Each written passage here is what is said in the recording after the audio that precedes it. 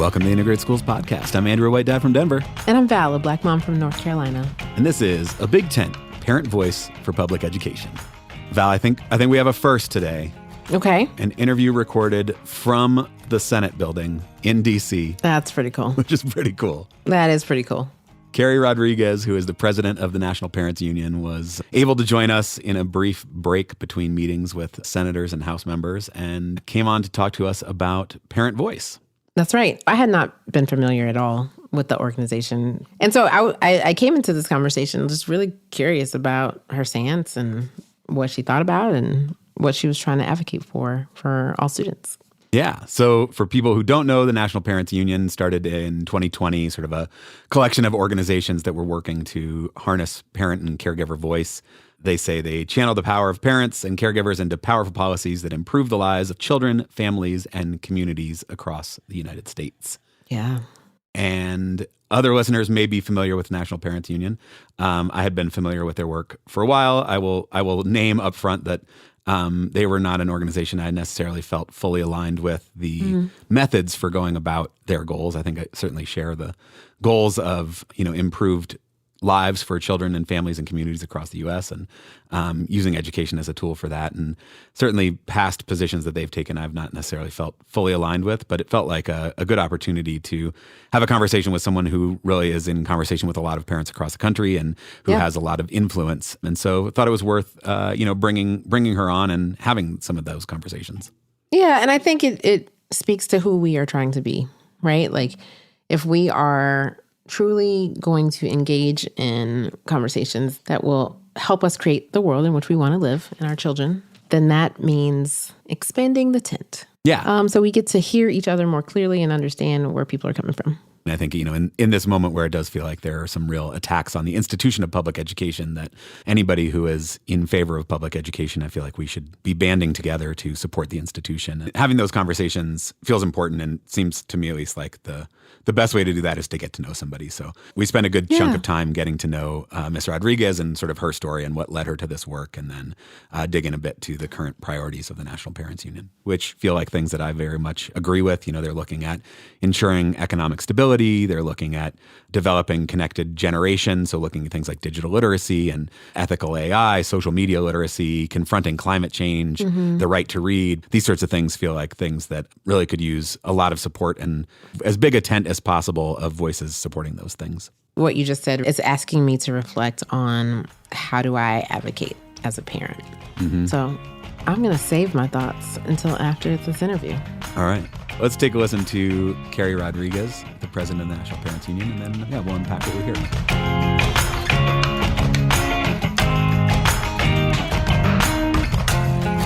My name is Keri Rodrigues. I'm Matthew, Miles, and David's mom, and I'm also the president of the National Parents Union.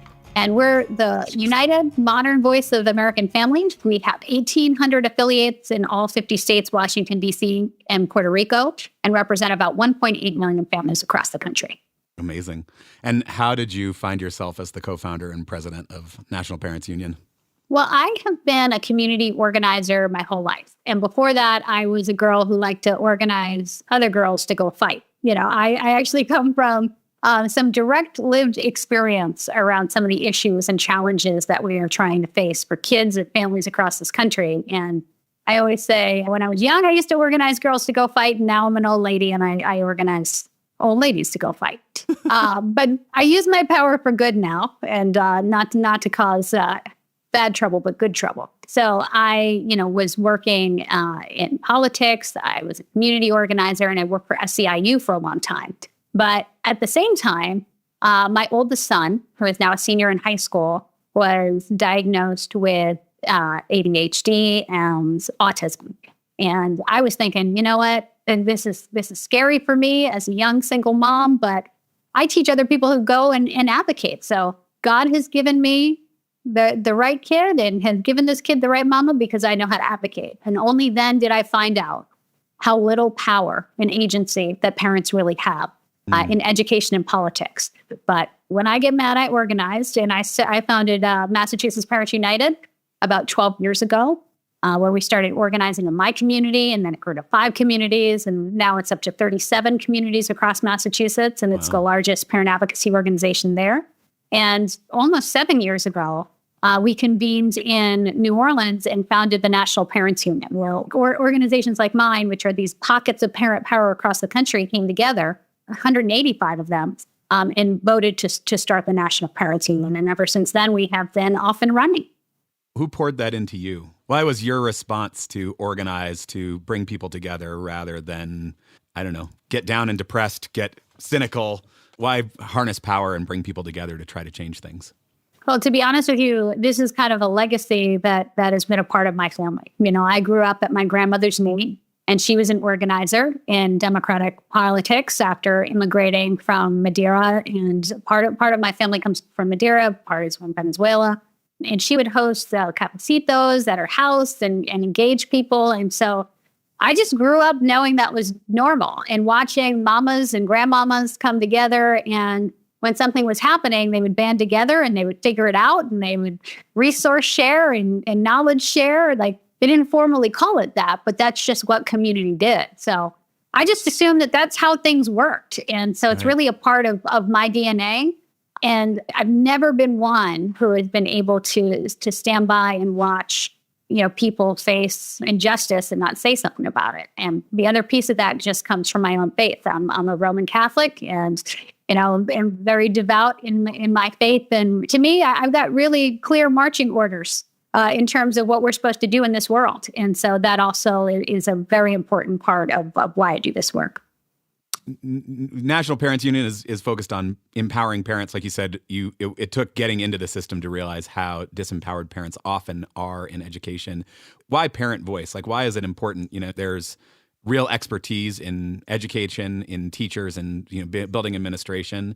What's missing if we only focus on experts of teaching and running schools and ignore parent voice? What gets lost in that? Well, listen, there are folks in this conversation who are experts on education, but you're missing the expertise of the folks who are experts on the actual children. You know, and that is the missing piece of this puzzle, because we bring a different lens and a different perspective. Because I have a lot of respect for educators and their training, and especially, you know, the level of education they achieve. Like, I have a GED from Boston Public Schools. Like, that's it for me. I'm an expert in organizing and hard work, but it's a little bit of a different trajectory.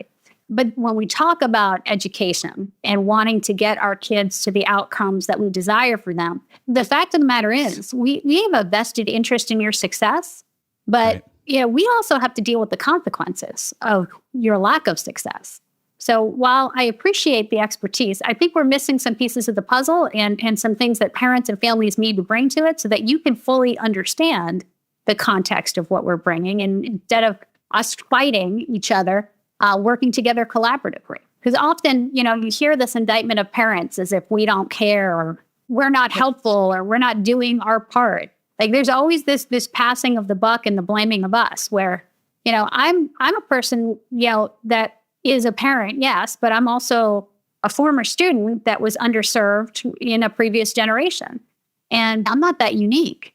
You know, the idea is like all of a sudden parents are supposed to show up without any of the history and the knowledge of our own personal lived experiences, and the expectation that on top of being the backbone of the American economy, going out there working in Donald Trump's economy right now and making sure we can feed these kids, keep them safe, have them have a place to live, like, all of those things are really difficult right now. Then as soon as I'm done, I got to pick up these kids. I have to be a literacy tutor. I have to be tracking every piece of their social media and influence. I have to be an expert on mental health support. Like, there is a lot that we throw at parents. So I think that if you want us to be that key piece of the team, so you got to be a friend, you got to be understanding, and you actually have to also understand the things that are important to us and that we're concerned about as well. Have you had any examples of a true collaboration and partnership with educators of your children, or that you've seen in your communities and your organizing? Yeah, I do think that especially over the past 5 years, we have seen the emergence of, instead of having these transactional relationships, much more transformational relationships. I don't think that we're doing it at scale. I think that oftentimes it is still a fight where we are having to organize and push in. We're seeing some areas where we're seeing, you know, superintendents and state chiefs, and even on the federal level where I'm here in the U.S. Senate, people willing to hear parents. But we've got a lot of work to do as well. Right now in schools, we do have lots of parent advocacy groups that seem to be advocating for less inclusive, less equitable systems. Okay? And I'm thinking specifically of book banning, anti-SEL, social emotional learning. Do you feel like the tactics should be the same for parents regardless of what they're advocating for? I got to be honest, I've been on the front lines of this stuff for a real long time and have actually debated Moms for Liberty at the Reagan Presidential Institute and gone toe-to-toe and counter-protested them, in Philadelphia, and ran a lot of that organizing effort. The first thing that we need to do is understand the conditions that we created that made it possible for this hate campaign to happen. Unfortunately, we have a lot of folks in education who view relationships with parents and families as a transaction, and they don't want to hear from us. We don't have meaningful engagement with them. It's not a transformational relationship. It's a box-checking activity. And when parents are concerned about something or have questions about something, we're not willing to hear them out. And in fact, we're willing to dismiss them, ignore them, shut them down.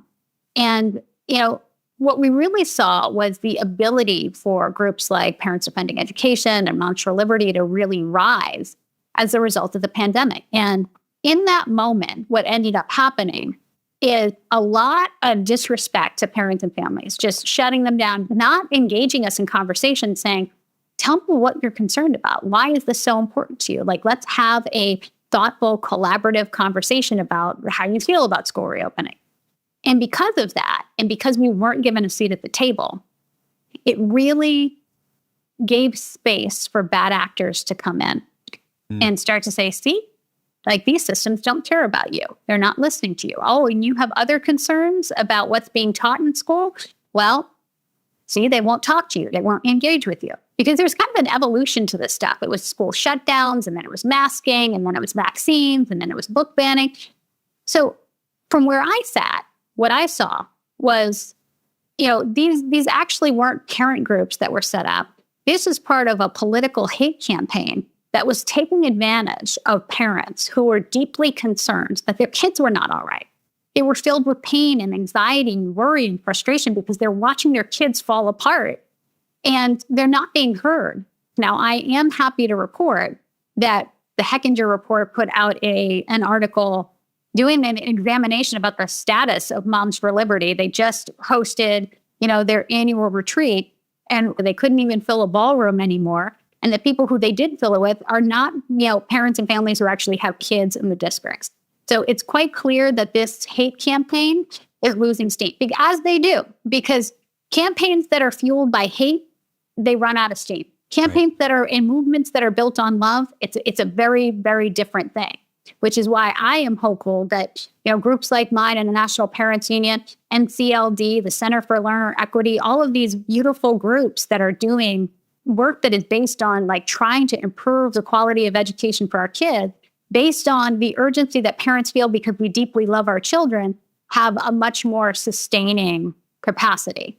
This was part of a long-ranging campaign to gin up culture war issues that really tugged on the fear and anxiety that parents have, and the fact that we just don't engage them in a way that's respectful. And people who are ignored are going to lash out and unfortunately do things that are pretty toxic. I appreciate the nuance in this conversation. I'm thinking about it as a parent, as an educator, former teacher, works in a couple of different educational institutions.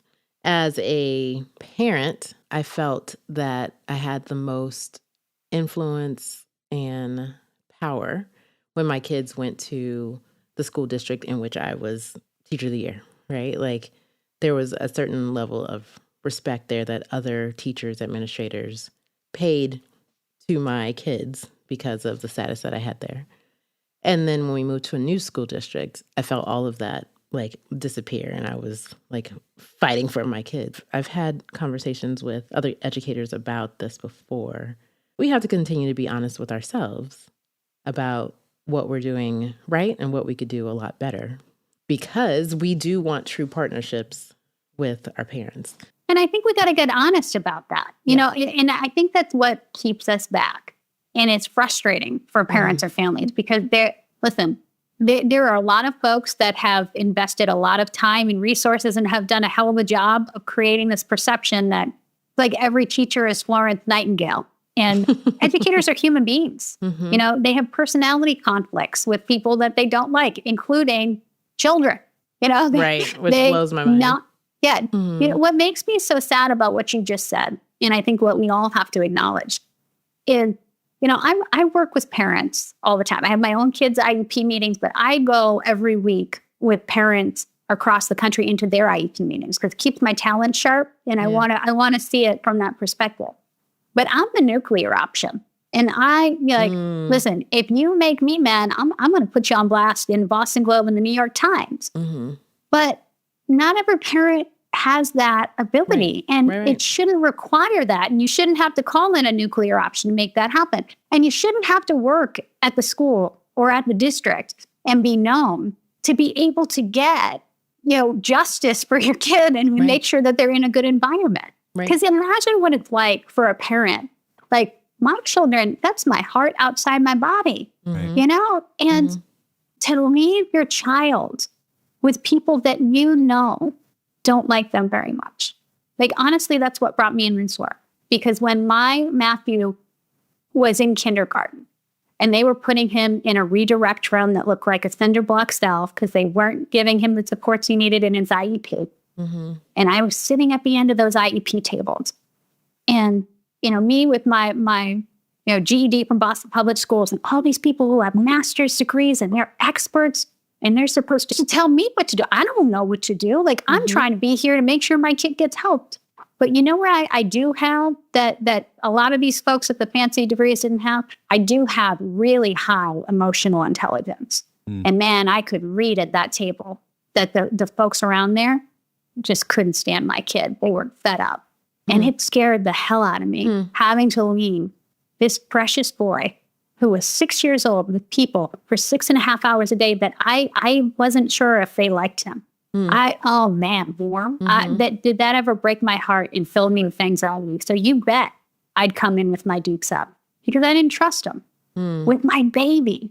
And that's what we ask parents to do all the time. And many of them don't have the agency and the privilege that you and I do, to know the inside game or to be able to make a call and put pressure on folks. You shouldn't have to do that to make sure that your kid is safe every day. You talked about trust. What are some ways in which that trust can be built between families and educators?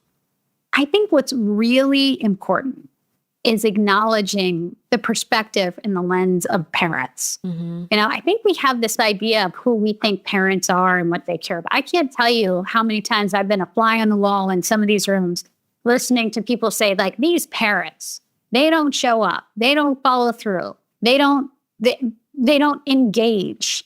And a lot of the time it's because we have this preconceived notion about what engagement's supposed to look like. And often that is through a lens of white supremacy. It is through a lens of all of these other things, not understanding like what modern American families look like. You know, I don't know any family right now that doesn't, like, if you're lucky enough to have two parents in the house, they both have to work. And they probably both have to work until about 6 o'clock. And then they've got all this other stuff happening.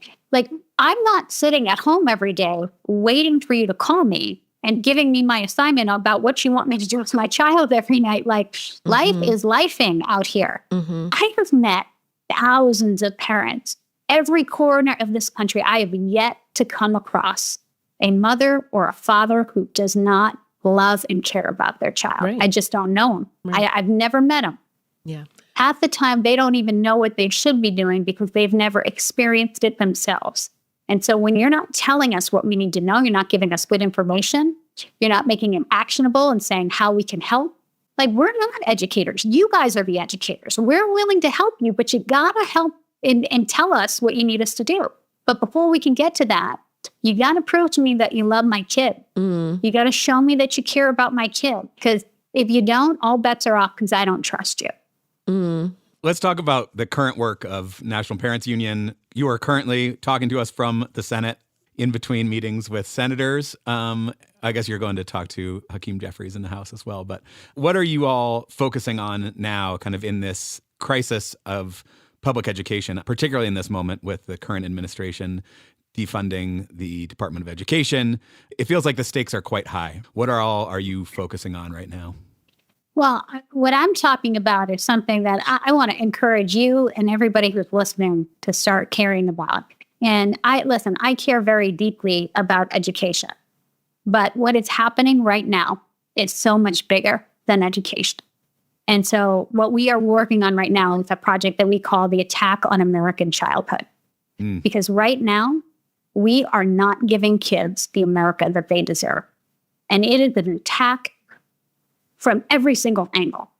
And the idea that we can talk about education in a vacuum when children and families are under attack from literally every other angle. One of the things I am saying directly to senators today is trying to paint the picture of what childhood looks like right now. And I can do that by just pointing to the kids in my own household. Like I have one child who called me up and asked me, "Mommy, can I bring my passport with me?"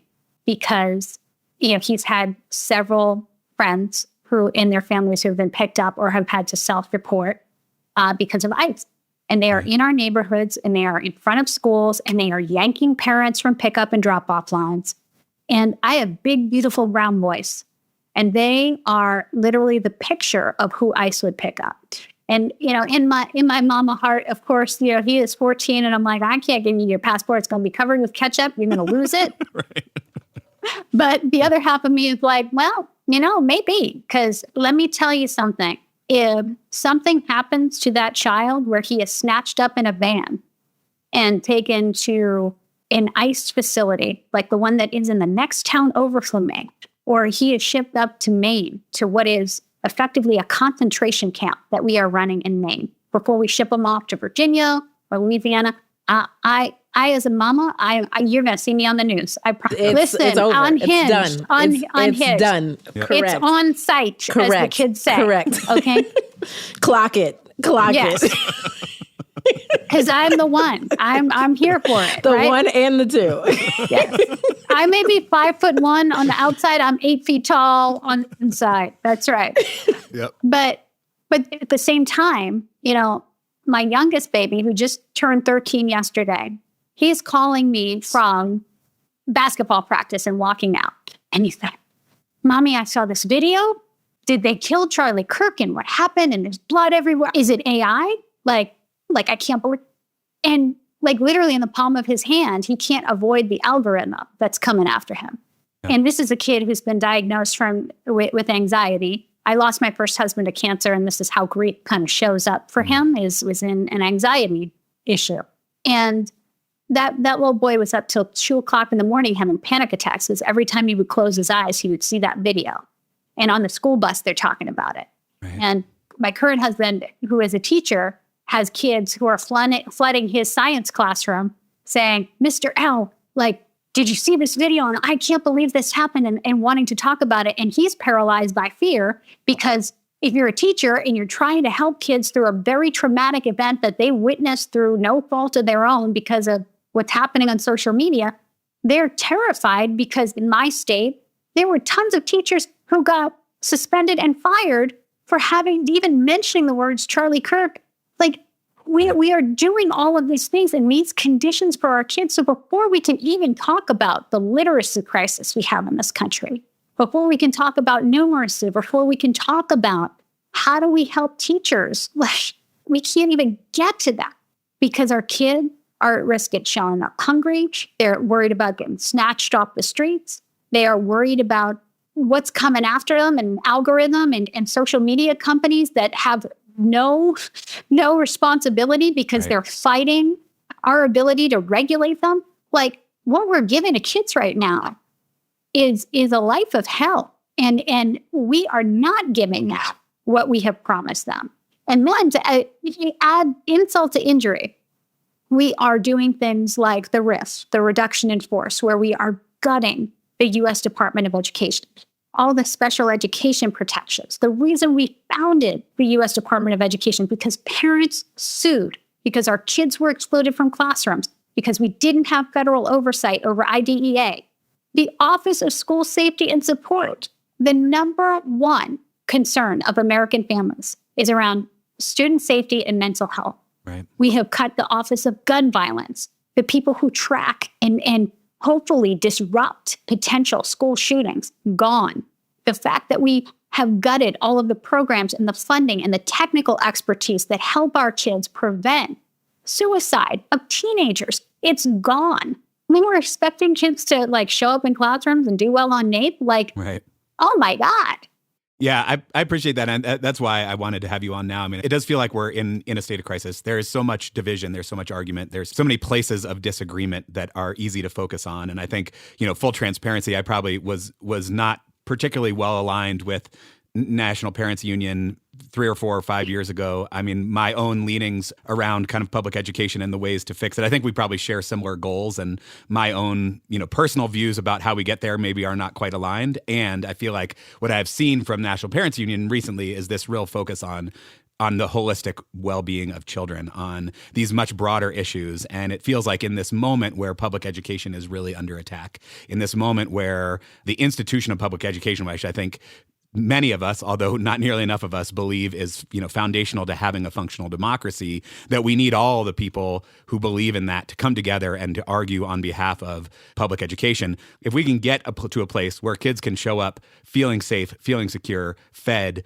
ready to learn, we can then have more nuanced conversations about what's the best approach now to make sure that kids are getting the education they need. But I feel like in this moment, we need everybody to show up in support of public education. Well, and the thing is that we should be struggling with those ideas. Just because we don't see eye to eye and we have different perspectives, we should be able to show up in a conversation and have that struggle and that tension and that back and forth. Because I think it's in the beautiful, messy middle that we actually find the solutions. Because, I'm also not convinced that everything I think is right. Like, I'm not here to tell you that, I know everything and everything that I believe in my beautiful little brain here is how the world should be. Right. These are reflections based on what I am seeing and what my concerns are. I want to struggle with other people around these ideas and hear from you, because I am very willing to have my mind changed, and I want us to move. But we lose that when we can't even show up in a conversation with each other. And I think now, it is just so incredibly important that those of us that view public education as a common good, we have to stand shoulder to shoulder and fight for it. I'm one that has always supported public school options and different views and forms of education, because I want all of them. I want whatever works for kids. I'm very outcomes driven. Give me whatever zany idea, and if it works for kids, as long as it provides meaningful, measurable results, I'm there. I think there should be accountability and assessment and all of those things so that we can quantify that the things we're investing in actually work. But I also am not so convinced that the way we assess kids or what we're measuring are the right things. And I want to get into those things. But if we don't talk to each other and we act as if we're mortal enemies, I actually believe that people who don't always agree with every idea that comes out of my brain, I don't think that they hate kids. I don't think they're trying to destroy public education. I think we got to tell me what you know. Tell me what I don't know, so that we can actually get to what we're trying to do, which is get to a better outcome for kids. Right. And if the institution of public education gets dismantled, then our conversations are useless, right? We can sit over in the side and argue about, the values of market-based approach to school improvement or not. And if there is no public education system, we're talking to ourselves, because then our kids don't even have access to schools in which to have those conversations. And this is one of the things that we argued about in front of the Supreme Court just about 6 months ago, when we were arguing to make sure that charter schools were not allowed to enter into the religious space, or we're not going to have religious charter schools. This is literally the argument that we were making, is that, public schooling and public education is foundational to our democracy. Our founding fathers were really clear about why it was a critical good. It's just to have informed citizenry. I mean, we have a history to look at in terms of what the intentions of why we did this in the first place actually were. So I think if we start from that place of saying, okay, we all love public education, let's talk about what it should look like in 2025 and how we do it in ways that works for kids and how do we measure let's talk about those different avenues and ideas. But the idea that we don't need public education or that we're going to hand parents and families bags of magic beans and expect them to kind of figure it out on their own. Right. Yeah. When a lot of folks don't have choices worth choosing, it's wildly dangerous and unrealistic. Yeah. I'm thinking about just the importance of the opportunities for dialogue and how that seems to be just challenging right now. What is your advice about bringing just multiple groups together to engage in some of this nuanced conversation? Because right now it feels like folks aren't even willing to sit together, let alone listen to one another. Well, to be honest with you, I have actually been seeking the advice of others who have been in very similar circumstances in other countries. Other mothers who have led movements in India, in Colombia, in Serbia, who have been in very precarious situations with their democracies and trying to figure out, how do we get this done and center children and families in the overall well-being of the people that we are here to protect in the decisions that we make moving forward. And, there is real cause for hope. We have the longest running poll of American families at the National Parents Union, because it's one thing for me to sit here and say, this is what I think.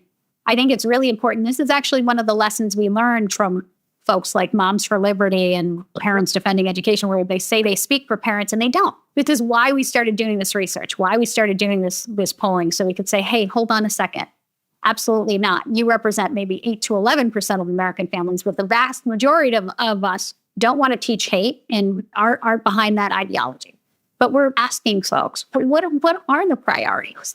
We have to make progress for kids under any and all conditions, including political conditions. And there are things that we collectively could be doing. There are bipartisan points of agreement around things that are really important that we should be doing in this moment, that are apple pie and ice cream, things like addressing the literacy crisis in this country. And what we're proposing is a literacy moonshot, where we want to get kids to 80% proficiency by 2035. We think it's an all hands on deck moment. We need big money. We need big ideas.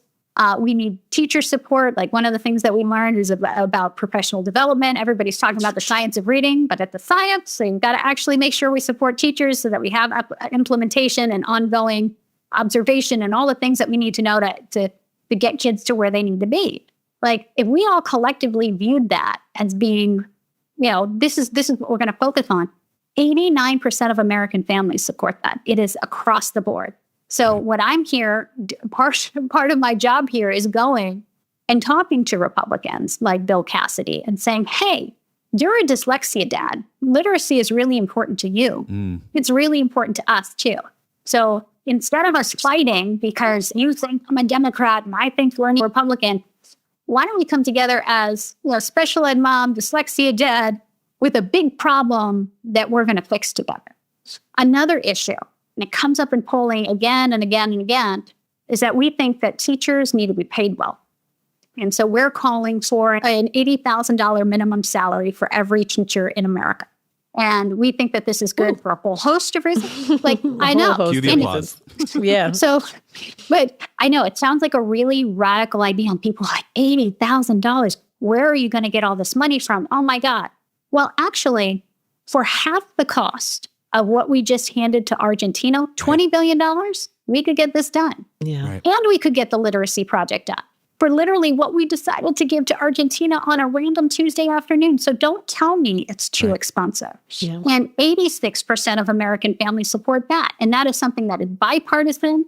It cuts across any geography in the United States, and something that we can get done because Republicans want to do it and Democrats want to do it. So we got some low-hanging fruit that we can actually make some progress for kids here if we can all just take a breath. Yeah. Remember that we promised our children an America that is worth fighting for and being proud of, and do the work of grown-ups of kind of getting over ourselves a little bit and getting back to work. Yeah. Bill Cassidy and I, when we first started out, President Biden had appointed me to the National Parent and Family Engagement Council. This was during the Moms for Liberty. They were really upset that they weren't on it, and we were on it. So he and Tim Scott, there was a group of like 5 senators that sent a letter to the president of the United States accusing me of not being a real parent, being a dog mom, not having human children. So I swore up and down that I would burn that office down before I would work with that man. And now, we're homies. Yeah. Because we were able to find common ground. And listen, I love to fight, and I am petty Betty over here. I can hold a grudge forever, forever.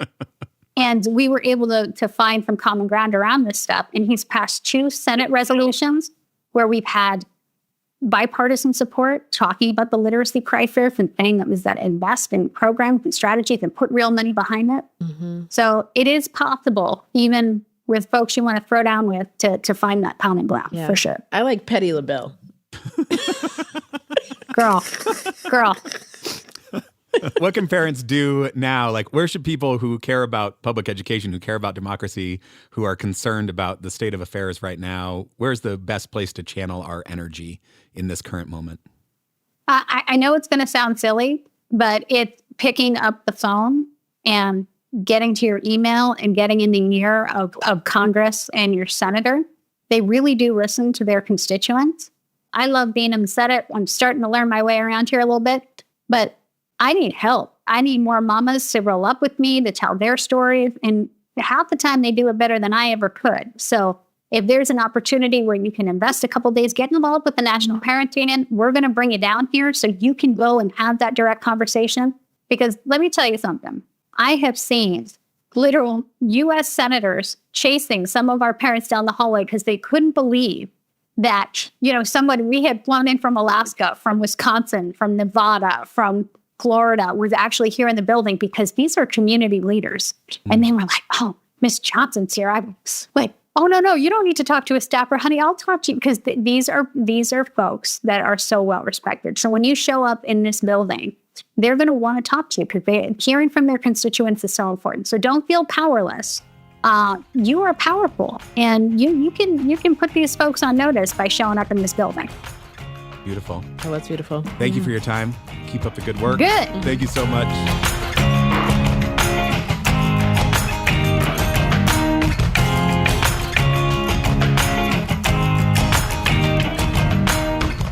Bill Valen, what'd you think? So I feel like I'm holding multiple identities in this conversation. I think I started probably listening as an educator, wanting to hear what a parent organization really felt was important to them. Yeah. And, throughout the conversation, I would switch between educator and parent. And one thing that I found myself wondering is, what are my own expectations of the power of my voice as a parent? Like, what do I expect? And I think there are a couple of things that come to mind. I expect to be respected. Yep. I expect to not seem like a burden. Yeah. I expect to receive open communication. I expect to receive some type of work home, so I know that they are progressing along the way. I expect to be welcomed at the school, to feel like I belong there. I expect a smile and friendly disposition when I'm there. Yeah. These are some of the things that I expect. And, it bothers me that some parents don't feel like that when they are entering a school building. Yeah. Because I don't think that is common, whether that's because of a racial identity, a learning difference, a language difference, right? I know every parent doesn't feel that way when they enter a school building. And I don't know that there has been a place truly where educators and parents, just as a whole, that we've been socialized about what those expectations a parent can have. The system's not set up to create that or demand that or hold school leaders accountable for that piece, I think. No. I think really strong school leaders will do that with parents. Yeah. But I want to hear about what your expectations are for a parent voice.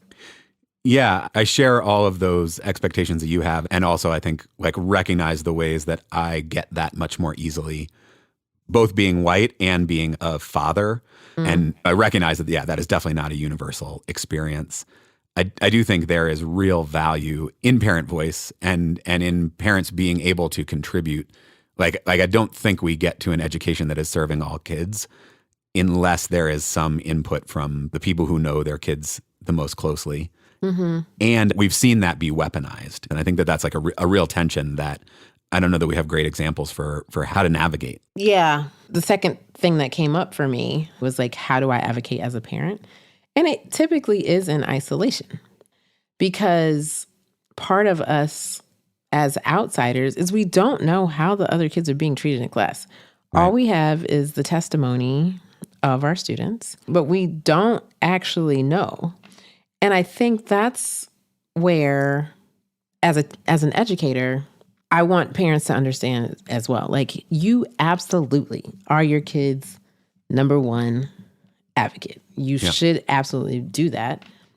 And your kid's not the only one in my class, right? So the accommodations that I am making, I am trying to make so that every kid has the best situation. I'm going to teach anti-racism because I don't want any students in class to be a victim of racist ideas, right? That's what I feel like I have to do in order to hold space for everyone in that class. And I don't know that that is always considered when parents advocate for their child. I mean, that's one of the tensions more broadly in the country, is like, how do we balance out comfort and how do we come together to agree on what things are important and all those things. Is another place where schools provide an opportunity at least to have like a little mini version of it if we can do it well, And so I think there is real power in organizing parents to come together and advocate for things that they know are good for their kids. And there's real danger when those advocacy efforts are focused on a small, narrow subset of students, or are focused on, protecting students at the cost of other students, or treating discomfort as something to be avoided at all costs. Yeah. It's a hard line to walk, I think. I feel like teaching anti-racism, specifically as one example, felt necessary because the conversations weren't always happening at home, right? Because I am the only or their first Black teacher. Right. Because they might say something that they didn't realize was potentially biased or harmful or prejudiced. And so it felt like I can do my part to help them be better humans. Right. Right?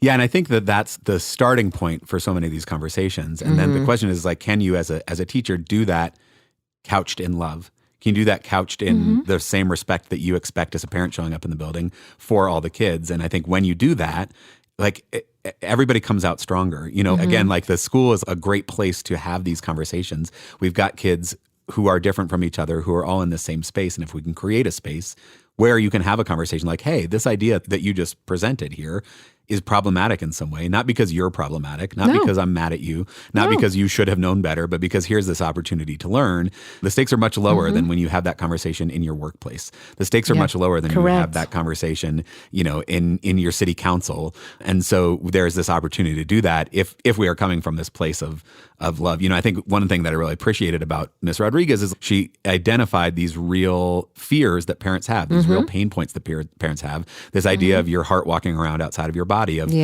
putting your little baby in a place where the teachers don't like them is terrifying to you. And there's a way that real legitimate fear can be weaponized. And we can say, here's the easy solution, which is you get to choose everything that your kid ever learns.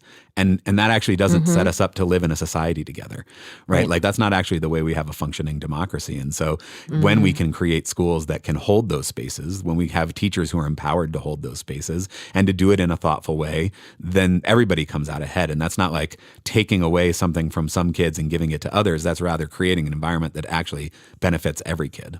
Yeah. You mentioned functioning democracy and the need to practice these skills to be a functioning democracy as early and as often as possible. Yeah. And I think something that is required, not only for that, but I think what I heard in this conversation as well is trust. Yeah. And I think there is a lack of trust, obviously, between various factions. And so I'm wondering, like, when have you felt, like, have you walked into your relationships with teachers, like the relationship you have with your kids' teachers, from a place of trust? Did they have to earn that trust? That's a good question.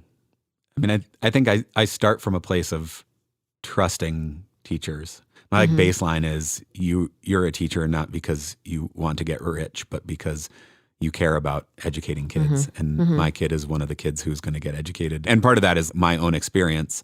Again, like as a white man in an education space, like that usually turns out to be true. You know, like the teachers are usually invested in teaching my white kids.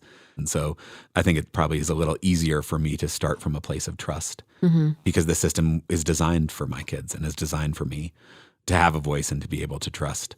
Yeah. What about you? I think as an educator, I always wanted to have like open communication because I felt like if I can share things in advance, then you worry less. You know, you can come in and watch and volunteer. I prefer you volunteer. Right. You don't have to sit there and watch. Right. And so I think that helped my parents feel more confident and trust me more. And then whenever you have your kids come home and say awesome things about their teacher, then you know you're on the right track, right? Yep. As a parent, I default on trust.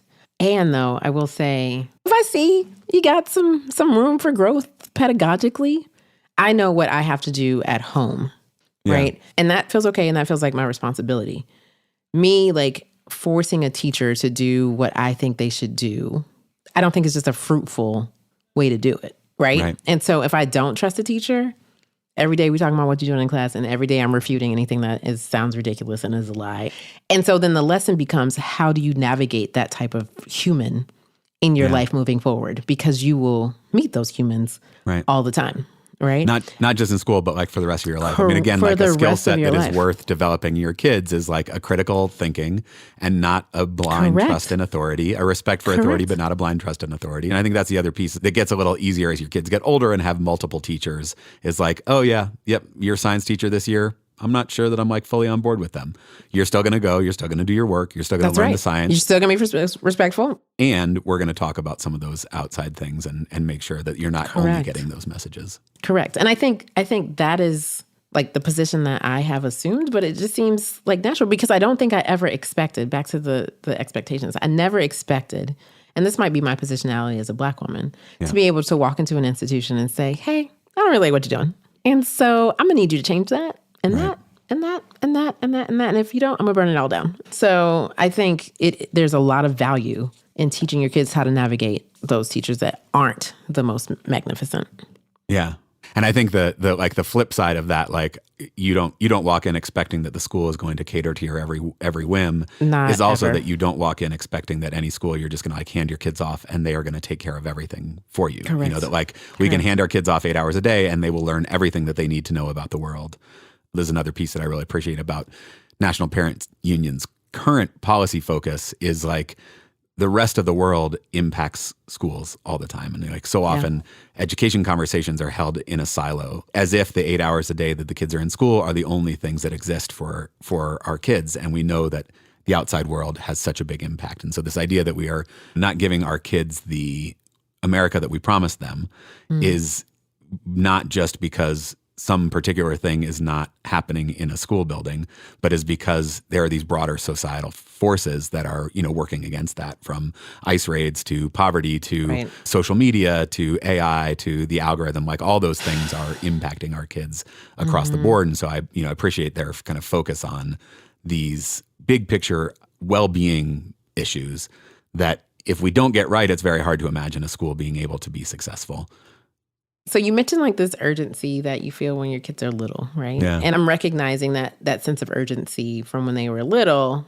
And I felt like super impressionable, right? Especially with like the authority figure of their teacher. For sure. And it is true, as they have gotten older, I'm like, all right, you got this. You know, I've taught you to make good decisions and you are actually demonstrating that. And so maybe I can worry a little bit less, you know. I think the same fears will continue to happen as a parent. They just kind of shift, you know. They look a little different. Yeah, but it's really interesting because I don't think I'd thought of it that way. Like we often think of like the stakes getting higher the older the kids get. You know, okay, fine, like elementary school, but like once they get to middle school now, the academics start to really matter more. Like some of that is true, but I do think there's a lot of things that temper that fear as your kids get older. One is like they don't just have one teacher. And you know, they don't have one teacher in elementary school either. It's not, I mean, sure, there are some places like they've never had one teacher. Right, like each year they've got a different teacher and like, 1 year is not so great. Okay, that's not the end of the world. Like they're going to be okay.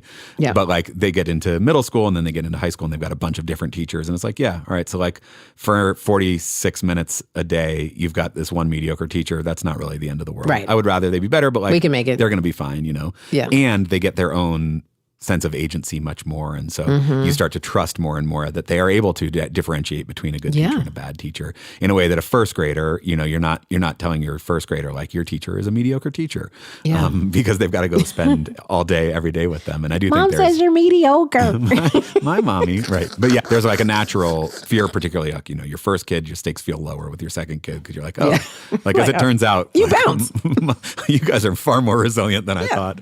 Kids are designed to deal with first-time parents, as it turns out. And like all these things that I thought mattered actually probably don't actually make that much difference, as much difference as I thought they did in the end. And yeah, that is interesting. That is interesting. My only other note is, and be honest, do you think we have a bipartisan path to the future that we want?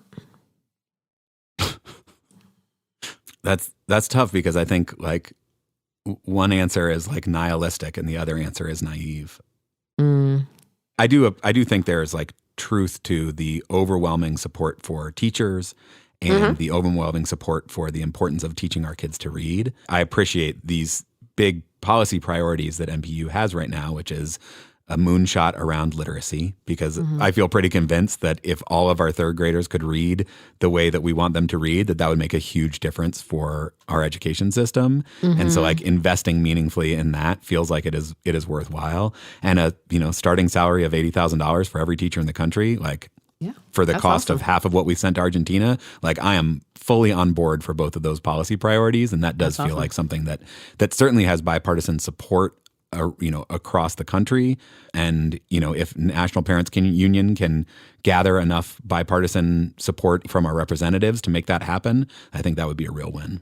Yeah. I'm like you, like if I don't believe that there's a bipartisan path, then what am I even doing? And I think what keeps me connected to the possibility is that I do understand the fear associated with leaving your kid in a place that you are worried that they won't get the best that they can possibly get.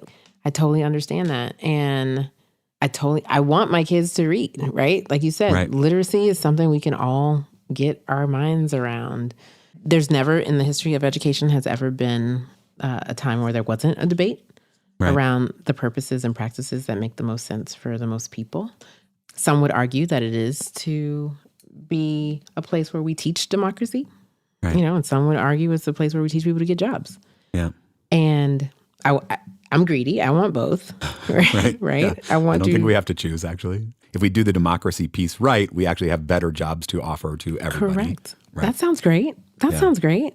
Yeah. I want you to be a good citizen and I want you to be able to feed yourself so I can stop. You know, I don't think we'll stop the debates. I think there's things that we can all agree around. And I will tell you, it goes back to our title, that we have to have a tent big enough for all of these ideas to fit. Yeah. Without feeling like we have to squish any of them out because they are not our ideas. Or that we have to squish ourselves in ways that we lose sight of the things that are actually important to us or the values that we actually hold. You know, I think the tent can be big enough for us to be our full selves and for other people to be inside the tent as their full selves. And where are the things that we agree on? And that's why, you know, I appreciated Ms. Rodrigues coming on and you know, sort of sharing the work of NPU because I think there is real value in that big tent, in having everybody who is, you know, fighting on behalf of public education, on behalf of teachers, on behalf of these foundational pillars of democracy, being unified in those things that we do agree on right now because the attacks are so real. Yeah, no, I'm really glad we had the conversation. Yeah, me too. Listeners, would love to hear what you think. Where do you fit in the big tent? Do you feel like you belong in it or not? Send us a voice memo speakpipe.com/integrated schools, speakpipe.com/integrated schools. We would love to hear what you think. Also, if you want to continue to support our work, we would really appreciate that. If you go to integratedschools.org, you can see a big red donate button. Please click that button. Sign up for, a donation. It could be one time. It can be ongoing. It's going to a good place.